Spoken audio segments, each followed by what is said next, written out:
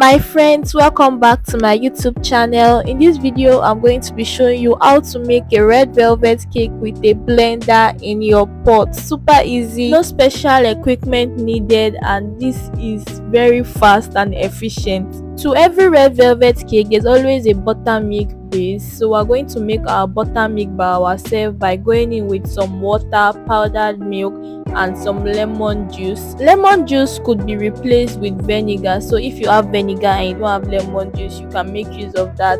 Don't forget to check the description box for the full recipe and ingredients. Now you want to go in with some red food coloring, because of course it is a red velvet cake, so we're going to go in with some red food coloring. I'm using the red food coloring paste, some vanilla extract, eggs, and vegetable oil. My friends, please, if you've not subscribed yet, please kindly hit the subscribe button. Don't forget to give the video a thumbs up and leave your comments in the comment section, because it gives me so much joy. Now you want to go in with your sugar, and you're just going to use the pause function again to just blend it for about 5 seconds.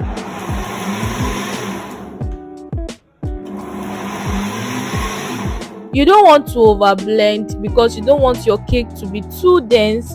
Then we're just going to go in with some melted butter now.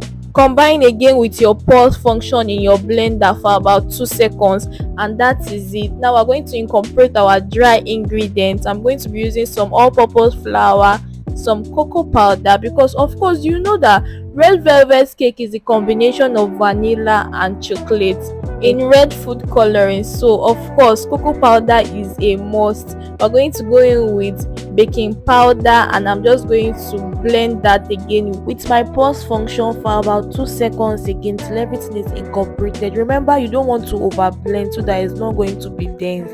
Now we're going to scrub the side of our blender just to incorporate everything together. You butter your pan and dust with some flour, then pour your butter into the pan. Super easy. This method is very fast and efficient. Now you want to go in with a bigger pot. I'm going to be using my gas stand just like this. In it, I'm just going to be placing this inside my pot. Now go in with your cake batter in your pan.